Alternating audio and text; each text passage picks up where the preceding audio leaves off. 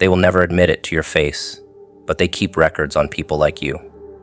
Not literal files stacked in some dusty cabinet, but whispers exchanged in corridors. Notes shared between those who fear what they cannot control. They saw you move differently. You didn't crumble when ignored. You didn't collapse when judged. You didn't bleed for attention the way most do. That alone made you dangerous. Normal people fold for applause. Normal people shrink under criticism. But you refused both offers, and that's what put you on their radar. They cannot comprehend someone who moves without needing to be seen. They call you reckless. They call you arrogant. But behind closed doors, they call you something else. A threat. Because when one person breaks free from the invisible chains, they risk teaching others how to do the same. The shadow society is not made of monsters in cloaks. It is made of fragile people addicted to control. They survive by keeping others predictable. They hand out scripts.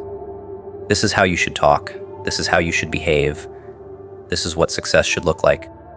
Most people obey without realizing they're actors in someone else's play. But you threw away the script. You started walking lines that weren't marked for you. That's why they take notice. They don't fear loud rebellion. They fear quiet deviation. You didn't scream at the system. You just stopped feeding it. You stopped clapping at hollow victories, stopped bowing to shallow hierarchies, stopped kneeling for crowns made of dust. That makes you unmanageable, and unmanageable people get labeled dangerous. That is why they keep a secret file on you, even if it's only in their minds. You remind them the play can end at any moment if enough actors walk off stage. What unsettles them most is how unaware you seem of your own impact. You think you're just living, adjusting, surviving. But to them, you are bending rules that were supposed to be unbendable. You leave relationships without begging for forgiveness. You succeed without selling your soul for permission. You remain composed when others would unravel. And this terrifies them, because you are not even trying to be intimidating. Your existence alone breaks their fragile order. They pray you never realize just how much force you carry in your stillness. Because once you do, you'll stop treating yourself as ordinary and start moving like the weapon they already see. They know the moment you recognize your own influence is the moment you'll stop being a background character. And that's what they fear most. The day you finally act like you've always belonged at the center. Psychology teaches that people fear what they can't predict. Predictability is safety, even if it's toxic. That is why manipulators thrive in cycles. They know how you'll react. But when you break those cycles, when you stop arguing where they expect noise and stop explaining where they expect defense, you ruin the game. You became a wild card, and wild cards terrify anyone built on control. They don't know if you'll walk away, laugh, build, or stay silent. That uncertainty eats at them more than outright opposition ever could. They can fight rebellion because rebellion is loud and familiar. They cannot fight quiet autonomy. You scare them because you refuse to fit into the two boxes they built for you. Obedience or destruction. You chose a third box, your own. The secret file on you is full of contradictions they can't resolve. They label you difficult because you won't bend, yet they envy your peace when you walk away.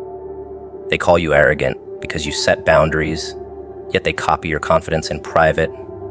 They whisper that you're cold because you don't play their drama games, yet they are drawn to the calm you carry. Every note in that file is soaked in fear because they can't categorize you. Humans love labels. They make the world easier to process. You refuse to wear one, and that rejection shakes their framework.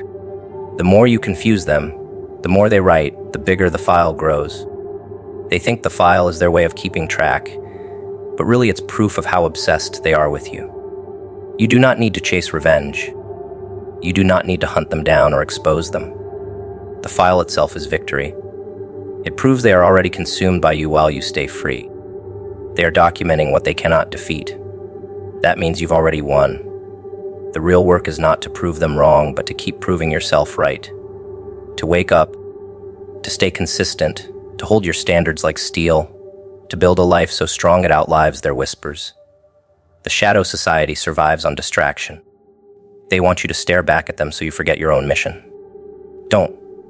The longer you stay focused, the heavier their fear grows, because nothing terrifies the controlling more than someone who builds without asking. Think of how they tried to keep you in place. They told you to be humble, but what they meant was silent. They told you to be patient, but what they meant was stagnant. They told you to be grateful, but what they meant was obedient. And for a while, you may have believed them. But then you noticed their gratitude was one way. Their patience never applied to themselves. Their humility was only demanded from those below them. That realization snapped the spell. You began to redefine those words for yourself. Humility became doing the work no one sees, not shrinking so others feel taller. Gratitude became living with awareness, not staying loyal to people who poison your well. Patience became discipline, not waiting for permission. These shifts broke their script. And when you stopped playing your role, their entire theater shook.